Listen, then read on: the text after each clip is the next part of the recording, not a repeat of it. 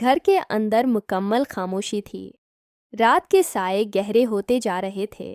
باہر ہوا کہ ہلکے جھونکے درختوں کی شاخوں کو ہلاتے تو کھڑکیوں سے سرسراہٹ کی آواز آتی۔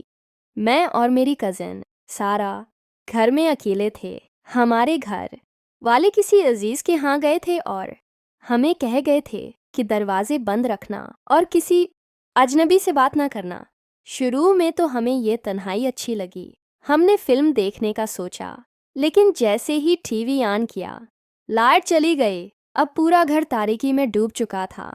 میں نے موبائل کی ٹارچ جلائی اور سارا کے چہرے پر روشنی ڈالی۔ وہ پریشان نظر آ رہی تھی۔ یہ عجیب اتفاق ہے، جیسے ہی ہم نے ٹی وی آن کیا، لائٹ چلی گئی۔ سارا نے کہا، ہاں، لیکن فکر کی کوئی بات نہیں، یہ عام سی بات ہے۔ میں نے تسلی دی۔ ہم نے موبائل میں گیم کھیلنے کا سوچا، لیکن اچانک ہمیں سیڑھیوں کے پاس سے کوئی آہٹ سنائی دی۔ میں اور سارا ایک دوسرے کی طرف دیکھنے لگے۔ یہ کیا تھا؟ سارا نے سرگوشی میں پوچھا۔ شاید بلی ہوگی، میں نے خود کو تسلی دی، مگر میرے دل کی دھڑکن بھی تیز ہو چکی تھی۔ ہم نے موبائل کی روشنی میں دیکھنے کی کوشش کی، لیکن کچھ نظر نہ آیا۔ کچھ دیر بعد ہمیں باورچی خانے میں کوئی آواز سنائی دی، جیسے کسی نے برتن گرایا ہو۔ اب ہم دونوں کے چہروں کا رنگ اڑ چکا تھا۔ کیا کوئی گھر کے اندر آ گیا ہے؟ سارا نے کانپتی ہوئی آواز میں کہا۔ ایسا نہیں ہو سکتا، دروازے تو بند ہیں، میں نے کہا، مگر میری اپنی آواز بھی لرز رہی تھی۔ ہم دونوں دبے قدموں چلتے ہوئے باورچی خانے کے قریب پہنچے۔ میں نے آہستہ سے دروازہ دھکیلا اور موبائل کی روشنی اندر ڈالی۔ باورچی خانے میں سب کچھ اپنی جگہ پر تھا، کوئی چیز گرا ہوا بھی نہیں تھا۔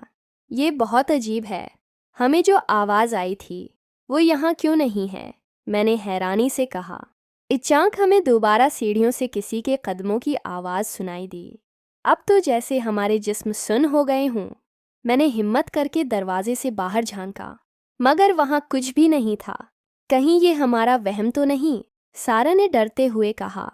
نہیں، میں نے خود بھی آواز سنی ہے، میں نے زور دے کر کہا۔ پھر اچانک دروازے پر زور سے دستک ہوئی۔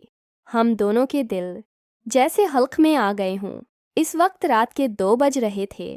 اتنی رات کو کون ہو سکتا تھا؟ ہم ایک دوسرے کو دیکھنے لگے۔ ہمارے چہرے خوف سے سفید پڑ چکے تھے۔ دروازے کی دستک مزید زور سے ہونے لگی۔ میں نے ہمت کر کے دروازے کے سوراخ سے جھانکا، لیکن باہر کوئی بھی نہیں تھا۔ اب تو ہم دونوں کی حالت غیر ہو چکی تھی۔ میں نے فوراً اپنے والد کو فون کرنے کی کوشش کی، مگر سگنل بالکل غائب تھے۔ اب کیا کریں؟ سارا نے تقریباً روتے ہوئے کہا۔ میں نے ایک گہری سانس لی۔ ہمیں کچن سے کوئی چیز لے کر دروازے کے قریب کھڑا ہونا چاہیے۔ اگر کوئی اندر آنے کی کوشش کرے تو ہم خود کو بچا سکیں۔ ہم دونوں نے جلدی سے کچن سے ایک چھری اٹھا لی اور دروازے کے قریب کھڑے ہو گئے۔ لیکن چند لمحوں بعد دستک اچانک بند ہو گئی۔ ہم نے کچھ دیر انتظار کیا، پھر آہستہ سے دروازہ کھولا۔ باہر کوئی بھی نہیں تھا۔ ہم نے پورے گھر کا جائزہ لیا، مگر سب کچھ معمول کے مطابق تھا۔ یہ سب کیا تھا؟ سارا نے بے یقینی سے کہا۔ مجھے نہیں معلوم، لیکن اب ہمیں زیادہ احتیاط کرنی ہوگی، میں نے کہا اور دروازہ دوبارہ بند کر دیا۔ ہم رات بھر جاگتے رہے، خوف میں لپٹے ہوئے۔ صبح ہوتے ہی جب گھر والے واپس آئے تو ہم نے انہیں ساری بات بتائی۔ والد نے دروازے کا جائزہ لیا اور بتایا کہ کسی کے زبر